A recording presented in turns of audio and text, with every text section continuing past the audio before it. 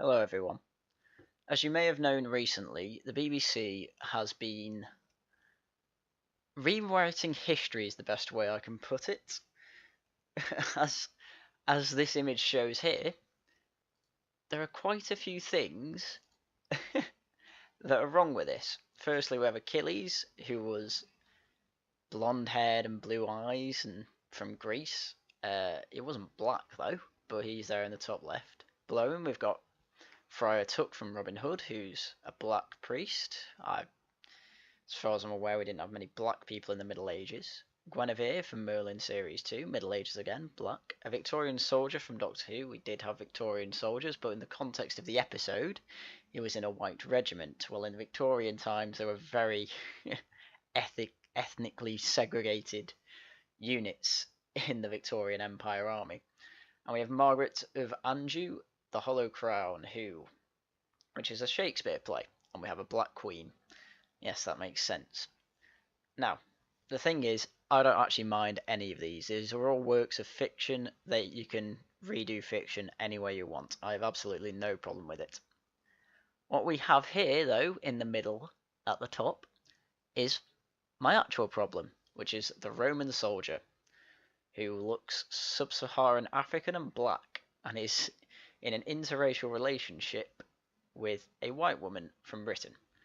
Now, I don't have a problem with interracial marriages or relationships or anything like that. As I say, I am a liberal. But the Romans were not. And interracial relationships were incredibly rare. I don't think they were banned, and I'm not aware that they were banned, but they were incredibly rare. And the problem is, this is from a BBC Teach channel, which is all a channel exclusively for teaching kids lessons, and they'll use 5-minute clips. And this 5-minute clips is all about Roman life in Britain. And as you can see, the dislike ratio is absolutely astounding. And they portray a typical Roman family with a centurion father and a privileged woman as his wife, and they have interracial kids, and they will have been incredibly rare, i.e. this isn't typical. And the thing is that the whole clip actually disproves itself, because it even has a clip of where the Roman Empire covers, and it covers most of Europe and some of the northern tip of Africa. Now, the thing with the northern tip of Africa is it doesn't have sub-Saharan black people. It rarely has any today, and it definitely will have had it basically won't have had any in those days. So to portray Romans as having black sub-Saharan Africans is a bit far-fetched in my opinion. But on the other hand, there is evidence to say that there were Moors placed on Hadrian's Wall in the days of the Roman times. And believe it or not, Moors aren't black. They're from North Africa again, from the Moroccan area. They aren't black, their skin tone's more olive. Now don't get me wrong, I have no problem. If people want to portray Britain in 1800s as being completely black for the sake of fiction, that's fine. But if you're going to come to me and say, oh, black people were commonplace in ancient times, it's just not true. We didn't have the ethnic diversity that we have these days, and it's absolutely amazing that anyone would try and rewrite history in that way. And I found it astounding, and I'm incredibly against it, because if you start trying to rewrite history for the sake of diversity, you're gonna be like, why would you stop there? If you find it acceptable to rewrite history and teach kids history wrong, because this is technically wrong, like, there wouldn't have been people with skin complexions this dark in Britain. There may have been some Africans, but you're gonna come along and like imply that this black soldier will have been commonplace in Roman Britain? Get out of here. Absolute bollocks. And then in the next BBC Teach video, they have a quick flash of Celts. You know, the Scottish people who are known for their black skin complexion. And one of them's black. Like, full on black. Just, this is a step even further. Like with Roman Britain, at least you've got some evidence to say maybe there were Africans there. But they weren't even black Africans. They will have been more olive tone, as I've already said. And the most insulting thing of all is this Iron Age clip of a blacksmith of the Iron Age. No, these people didn't know what Africa was. These people in the Iron Age would have thought that humans could only possibly be white and that they'd tan in good sunlight. Iron Age Britain had to drink milk because we couldn't get enough vitamin D. Do you really think we'd have black skin complexions? That guy would die out in about 2 weeks because he'd lose too much vitamin D. He'd have rickets all over the place. Stop rewriting history, BBC. This is ridiculous. But as I've said, you can rewrite fiction, even historical fiction, because it's fiction and people know it. But if you're going to teach kids history, and you're going to get the history inaccurate for the sake of diversity, and it's for a pathetic reason. You shouldn't make compromises for diversity of arbitrary factors such as skin colour, eye colour, man, woman, whatever. It should never happen. Because if you're going to do it for a petty reason like that, you're going to find more petty reasons to change history again. And I've recently read 1984, and Winston Smith in it is constantly rewriting history to a point where the whole population thinks whatever is told to them about history is true. Like, they're at a war with East Asia, or now they're at a war with Eurasia, and they've always been at a war with either of these, depending on the time, and they'll change everything in history to set that agenda. And this is the first step towards that, and it really, really worries me. But this isn't the only thing that the BBC has been attacking, and the other thing is British identity. Britain! It's a nice big melting pot of people, and in the modern era we became a truly globalised nation with this thing called the British Empire. That meant that as well as British people sailing off everywhere, people came from all over the world to Britain to work, study or find safety from oppression. Decent defence of the empire there. So are we just a random bunch of people who happen to have ended up on this island? What does it mean to be British?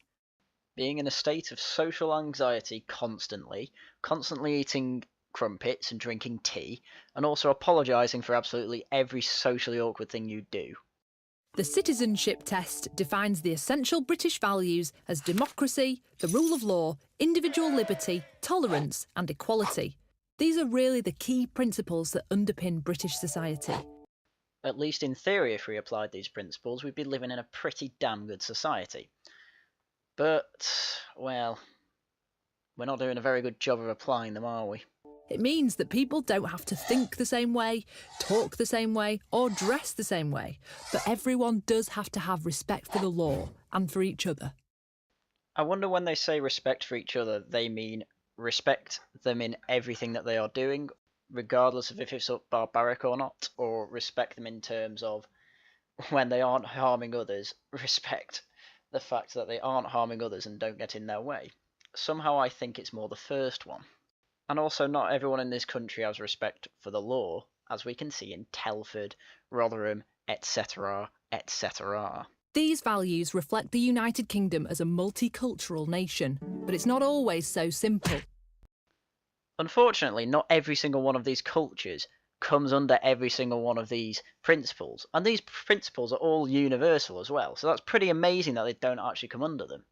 Even though the UK as a whole has become a far more diverse and tolerant place, the incidence of racist attacks has been rising in recent years. Don't even try and claim that we are becoming more racist, because it's demonstrably untrue.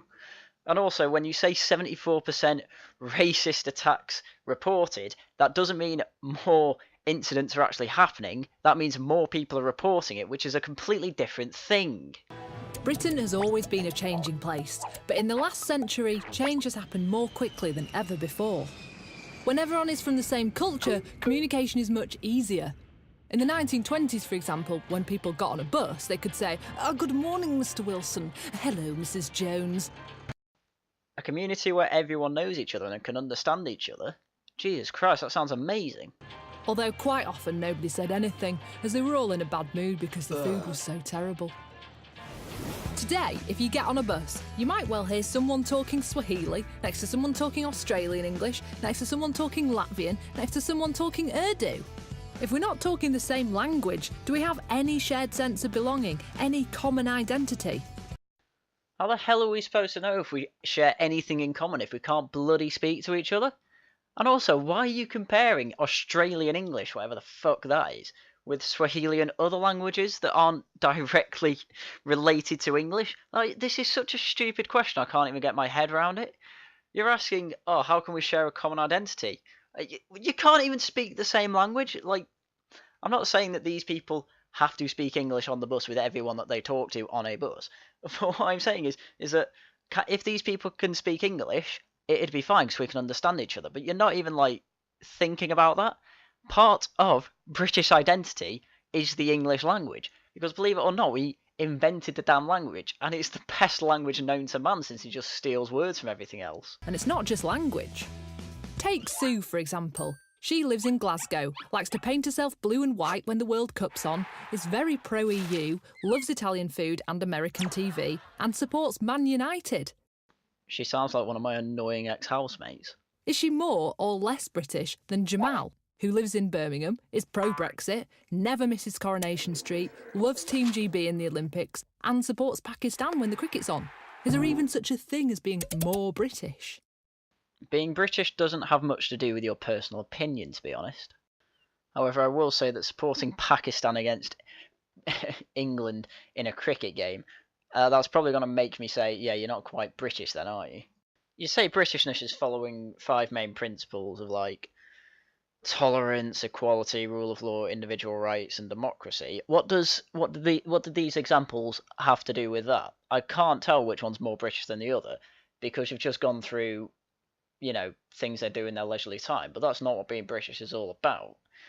Like, being British is having values, good values, such as, yes, individual rights. You are correct in that, right? Individual rights, respecting democracy, which is definitely what people should do, respecting the rule of law, which is what most people do. Most British people will do that. But if they don't, then they get put in jail. How are they punished? What are these people's political positions on things like that? Or is one of them for the death penalty? Because I don't think the death penalty is a British principle.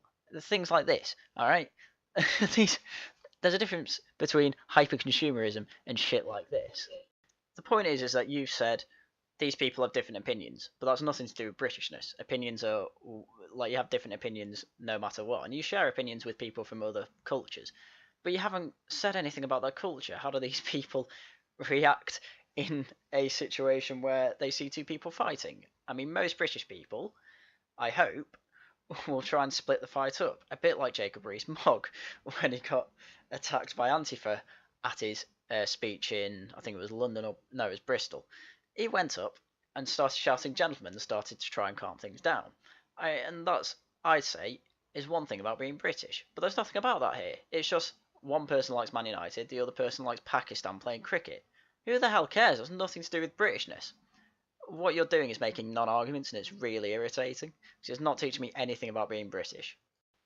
And kids are just going to get the whole wrong idea of what it is to be British from this, and it's really bothering me.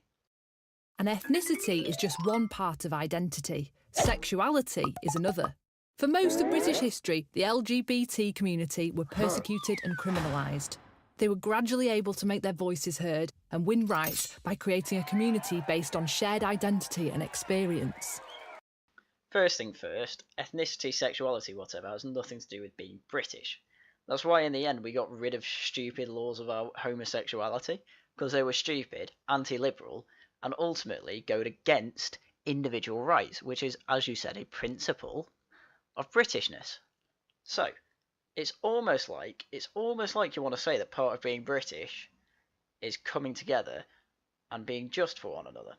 But you didn't quite say that. You made it as if being gay is anti-British, which isn't what it is at all, because these people were British, but you're not mentioning that. You're just saying, you're acting as if gay people aren't part of Britain. And I think that's what kids are going to pick up. And I really don't like the idea of that, because I don't want gay people to think they can't be British. Because I have loads of British gay friends, and I want them to think they're British. Oh, it's just ridiculous. So identities today are multiple and overlapping. They're shaped by our communities, our nationalities, our ethnicity, our sexuality, and our family backgrounds, but also by our likes and interests. Your personal identity doesn't have too much to do with your Britishness. I mean, it does a bit, but Britishness is a bit more than that. Britishness is about a community, and it's the whole community of the United Kingdom. You can have your own identities if you want. The whole point of Britishness is that you will at least identify with unifying British values and principles, which are, in short, Western principles, which are most of the ones you said at the beginning. I don't agree with tolerance, because how the hell can you be tolerant of systems and other nations that want to take over you? That doesn't make any sense. But it's about how you act towards your fellow man, and if you go up to someone and try and denounce their Britishness, then I think that's quite an anti-British thing to do. And why the BBC is trying to be anti-British is absolutely beyond me. In all that complexity, there's certainly no easy way to define British identity. Perhaps the only thing we all have in common is liking fish and chips. That's a vegetable from South America, plus a way of cooking fish that came from Jewish refugees. You can't get more British than that. Ah, yes, a way of cooking fish from Jews who were trying to escape from a badly principled Spanish country to England in the 1800s, where tolerance and liberty were getting the go-ahead, really. So, yeah, basically, Britishness allowed good people, good Jewish people, to come here and cook fish, which is a damn good thing. But you don't really say that. You kind of more say, oh, look at this arbitrary thing about being British. I like how the other thing you try and sneak in here is saying, oh, look, the refugees can bring good things. Yes, don't get me wrong, maybe they can. However, in this globalised world, that is not only unlikely, but also, if we're in a modern world where Western values are really good, and I mean really, really good, do you think people trying to escape war where values aren't so good are going to integrate well? But you don't think about that, do you? You just try and get across your agenda of refugees good, help them, which is really annoying. I think a better, more British way of making your point here was saying, oh, we all like complaining about the weather, because there's absolutely nothing more British than complaining about a good old shower. But you don't do that. No, you go off and find a sneaky way to put your agenda in, and it's going to affect kids, and I sincerely am against this, and I've not paid for a TV license yet, and I don't plan to. So yeah, in the meantime, keep being British, thank you for watching, and goodbye.